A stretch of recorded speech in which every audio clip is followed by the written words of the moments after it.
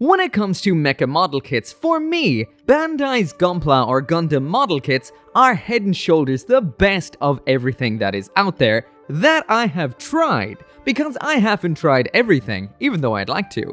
Without a single doubt, these are the most popular mecha model kits in pretty much, I assume, the whole world. And for good reason. They've got everything going for them. They look great, they feel great, they're simple to build, they don't really need much experience or tools, and they look fantastic out of the box. And I guess their biggest advantage out of everything is the fact that they have one of the most popular anime series ever as the driving force behind their sales. Honestly though, I could go on and on and on about how much I love Gunpla and why it is so great. They absolutely drip with style, they look kick-ass, and they're so much fun and super relaxing to build. And it is because I love Gunpla so much that I do get a little bit on the skeptical side when I decide to try a different line of model kits, especially if they're by a different company. Now, for the most part, I find most modern model kits are absolutely ridiculously awesome. But there's always that little voice in the back of my head that's saying, wouldn't you prefer to be spending this time building more Gunpla? And usually that voice is right. Now, I've said time and time again that 30-Minute Missions by Bandai is one of my favorite mecha model kits series of all time, trailing just behind Gunpla. But there is one other line that may fall into the position between those as my second favorite model kit line of all time when it comes to mecha. And that is Kotobukiya's Hexagear. Now, not just Hexagear in general, because I built some of these kits before and I've done 2 reviews. One is of a Governor and one is of the Lord Impulse. They do not fall into the category of my favorite Hexagear kits. It's everything that came after this. Or should I say in the same vein as this, which is the Hexagear Bulk Arm. This thing is one of my favorite mecha model kits of all time. I adore it. There's multiple variants of this available. I will currently own 2 of them myself, and they're just kick-ass. On top of that then, Kotobukiya did go all in on this kind of, well, low-tech, militaristic real robot vibe. They have a whole ton of different kits. I'm currently just exploring this piece by piece by piece, but so far, these are so much fun. I did feature these in a bit of a joke video I did a while ago, and since then I've always wanted to feature them a little bit more on here. So today I'm going to be taking a look at 3 of these kits, 2 of which are a bulk arm, and 1 of which I just finished, which is pretty cool in the way that it works with the bulk arm. And then I have a bunch more in the backlog too if you want to see some of those later on. But anyway, let's get into checking what these are all about. Hey, what is up everyone? Today I'm taking a look at this right here. At least this is what inspired this video, and you might be like, that just looks like a bit of a plane. That's exactly what it is. Here we go. As usual, if you do want any model kits of your own, including Kotobukiya's Hexagear kits, which I highly recommend, well, as usual, this video wouldn't be possible without those awesome people over at Hobbylink Japan. That's where I got this, so link in the description. So yeah, like I mentioned, this right here is pretty much just a plane. Well, that's what you get if you just buy the box right here. Just like we would have seen multiple times with Bandai's 30-Minute Missions kits, this is kind of in the same vein. These are a build-your-own mecha style set of parts. They come as a unit that you can build, like we would have seen before with the Lord Impulse, which is like a motorbike wolf. Those ones I'm not the hugest fan of, honestly, personally. They are cool, but they're a little too over-designed, and too many moving parts means they're likely to fall apart. I like myself a solid kit that's a lot of fun to play around with, and that is exactly what these are.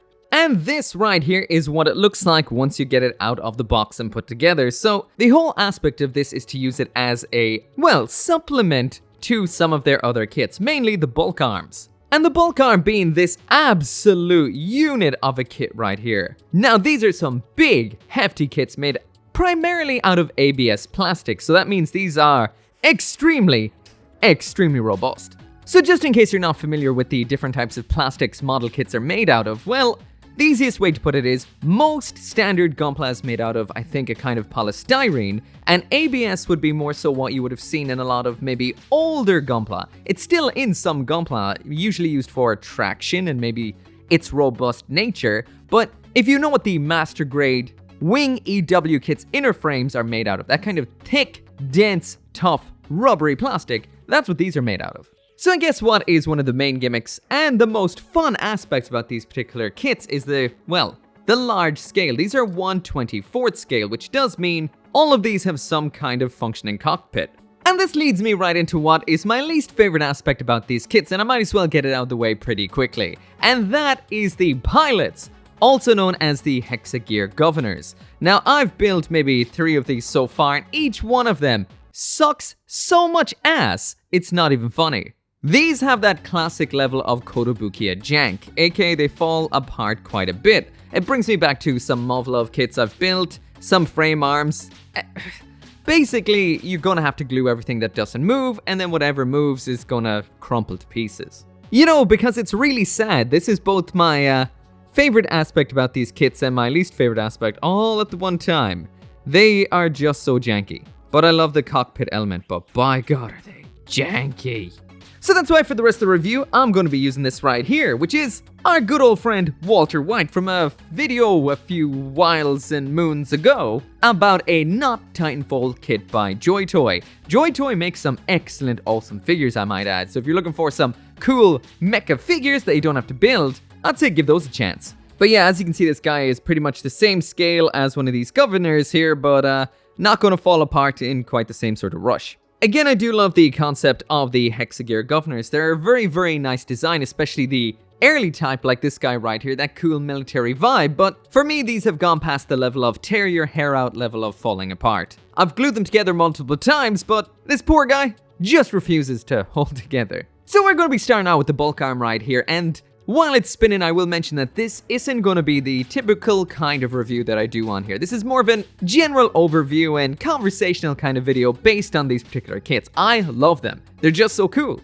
Low-tech, real robot, clunky kind of feel about these that I love so much, as well as the modular design that they also have on top of it. So because there is so much to say about these, and I am looking at multiple kits today, let's just have some fun. So when you want to get your pilot in here, whether it's one of Hexagear's governors or it's Titanfall Walter White right here, well, this does have an opening cockpit, so it just swings up at that point and then can open up just like so. I absolutely adore kits that have opening cockpits like that. That is so cool. The head is attached to this unit here, which moves forward like this, and now you've got your seat.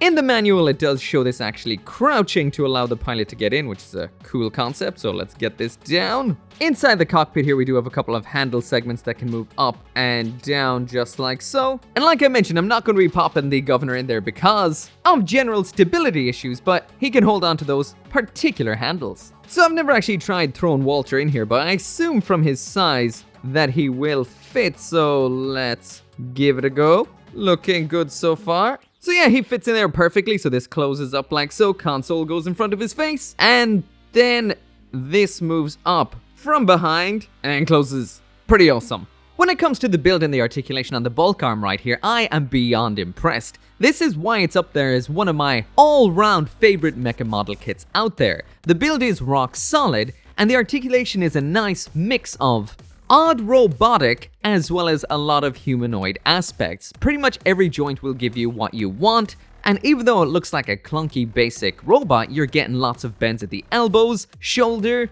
We've even got a bit of an ab crunch in there, a little more if you actually flip the joint. The hips give you everything you could ever want, everything is rock solid. The bend at the knee, the articulation at the ankle, in every direction. We've even got a toe bend. This is really, really good, and I've had this for quite a while, a couple of years now maybe, and it hasn't loosened up at all. I leave it on my shelf just to play around with. It's just one of those go-to fun kits when you just want to pose something. So there are a few of these bulk arms available. This one is the Bulk Arm Alpha. It comes in 2 colors, green and a desert kind of beige, sandy color, and this right here is the Bulk Arm Beta. There's a bunch of other ones based on the same sort of framework, but these are the only 2 that I have right here, and they're very similar besides a couple of mild cosmetic differences and the weapons in there. I guess the biggest difference would be the boats for feet that the Beta right here has, but these can come off and just be used separately. So once again, essentially a lot of the aspects are the same besides some of the armor, the head, and the weaponry. So taking a quick look at the difference between the weapons with the 2 that I have here, when it comes to the Bulk Arm Beta, which is the lumberjack, we've got this huge massive sword with a really nice orange clear effect part. So when it is not in use, it can be detached from the hand and then put up on this hard point up on the shoulder for storage. When you actually want to swing it into action, it can swing forward just like so, which is very, very handy. Almost actually forgot to mention, when it is swung back like this, more than likely you will have the handle brought forward to keep it stored out of the way like so. So the Bulk Arm Alpha right here has a more rounded array of weapons, but nothing quite as powerful. First up, we've got a rifle. That doesn't actually do anything but pop in and look pretty cool. We've also got an axe around here in the back, and just like we saw with the other one, this can swing forward for when it is ready to be used. Just pop that out. It can slide then into the adapter in the hand. The fingers don't actually hold it, an adapter does. And if you want, you could store the rifle up here because it's the exact same adapter that is in the hand. So there's the axe, just one big old solid piece of plastic for hacking, slashing, and chopping. So the last weapon we have on the Bulk Arm Alpha right here is this massive cannon on the back of the arm. This is folded up right now, but you can actually fold it out just like so, so it's ready to go. We have a drum barrel that can flip down, and that right there is what it looks like fully extended. So just like everything on these kits, this is 100% modular and can be used whatever way you want it to be. So as long as you've got one of these mounting points that you're seeing right here, which is a kind of hexagear kind of gimmick, which is a hexagonal hole and a little adapter you can pop inside of it to make it a circular hole. So if you have any hex hole, you can stick one of these in it, you get a bunch spare with the kits, and then you can mount the cannon or anything else wherever the hell that you want. So that is always a pretty cool extra. And speaking of the modular aspect, let's finally talk about this plane. So now moving on to the plane, and this does come with a couple of extras. That is a canopy and this, I guess, other tiny little canopy thing that goes on instead of the clear parts in case you want a fully armored plane instead of one with clear parts. So I just realized I did forget to do a size comparison with the Bulk Arm. So there is a high-grade Gundam, just to give you an idea of what size this particular plane is. So there you go. It's about 1.4 or something times the size it is tall for its maximum length. As for the Bulk Arm, well, there you go. It may not be a whole lot larger, but it's a whole lot heftier. And speaking of hefty, there is the Master Grade Gundam Virtue for scale. So this is a whole lot bigger and a whole lot heavier. So as much as I'd like to take Titanfall Walter White from inside of this mech here and pop it into the Booster Pack 005 plane,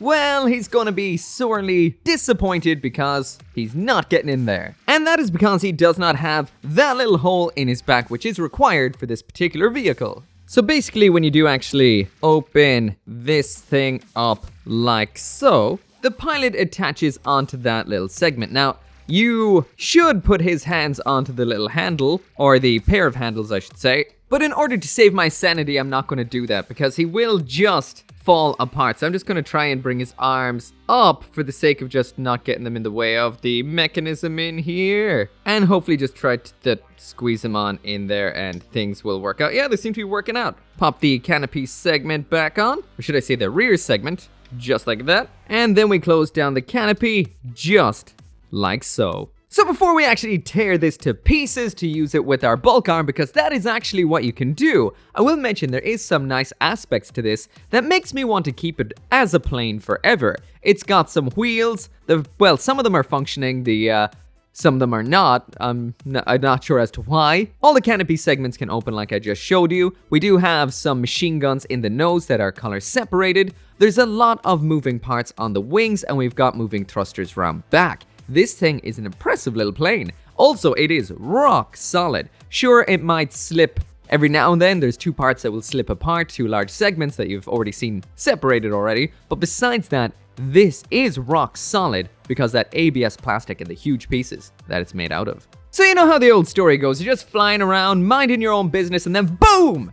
Random ground-to-air missile and you're absolutely fucked. At least you would have been if you had any old normal plane. But you're not. You're in a booster or expansion 005 or whatever it's called. So that means you're able to just pop off the back like so. That blows up and disappears into the atmosphere. Pop off the cockpit section up front. That also disassembles and falls apart in the atmosphere, falling to the ground below. Pop off these two side pieces and then flip these back. Swing them out and you guessed it, this is a pair of wings. So now you've got yourself one handy, dandy, awesome hang glider.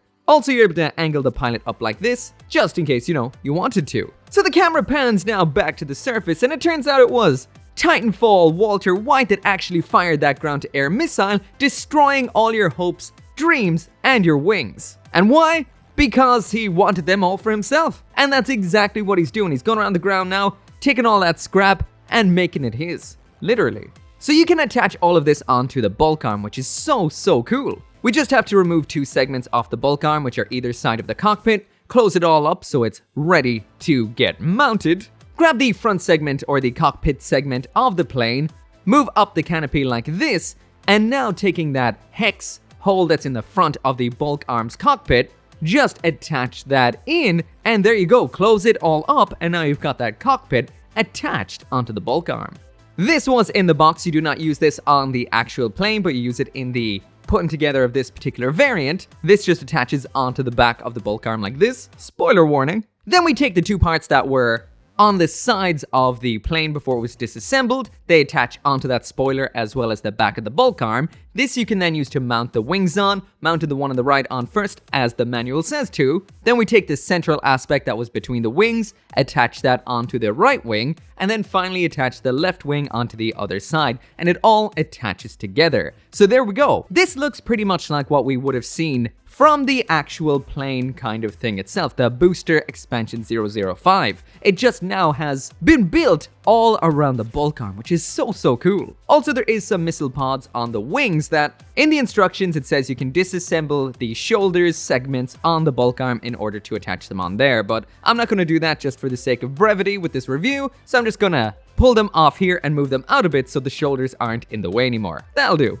And lastly, I will mention, it's not like this wasn't cool enough. Like, we've got a window over the main camera head and a window over the other camera in the chest, so I guess those can see. But the greatest aspect about the way they've designed this is this can still open up like it used to. All you have to do is swing the wings and rear section back just like this, then open the canopy, align the lower canopy a little bit, and then it all just opens up exactly the way it did before. And there's that Titanfall Walter White sitting in there being very happy with himself because now he can get airborne.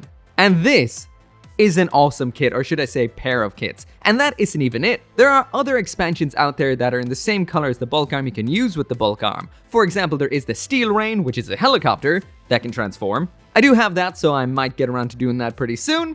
And the other one is a thing called a Height Ranger, at least that, or is it Height Rager? One or the other that is like a bunch of legs they can attach onto the bulk arm. That kind of reminds me of that big green Ava from one of the Rebuild movies. But anyway, that right there is it for the review, and what can I say? I absolutely adore this particular aspect of the line that is Hexagear. As for the ones that would have came out before, like the kind of bestial sort of ones that kind of were a little erratic in the way they were designed, those I'm not the biggest fan of. They are a little bit janky if you're not, well, too adept with your hands. These are rock solid, big, real robots. Militaristic walking tanks. They're cool. They're just a type of robot you don't really get to see in model kits so much anymore. Or maybe ever. So for me, these really do scratch a kind of itch that a lot of kits, especially like Gunpla, don't provide. Those are over the top, flamboyant, and awesome in every single way like that, but they don't bring the, how would you put it, on the ground, salt to the earth, grunt kind of feel that's really, well, stripped back, and in essence, a bit basic and more like you'd expect a mech to be if it was built in the near future. Anyway, if you do want any of this stuff for yourself, the links will be down there in the description, and I highly recommend them. As always, thank you so much for watching, and I'll see you next time. Thank you so much to each and every one of you guys for watching these videos. Without you, this channel would not be possible. And my special thanks to those helping out over on the channel memberships and over on Patreon. So that includes Craig Jerry, Caleb Engelhardt, Sean T. Van Fawn, Global Frequency Studios, Lauren Seahack, Joseph Kuklunk, Mr. Winter, Forsetti, Joe, and Orgy 59061.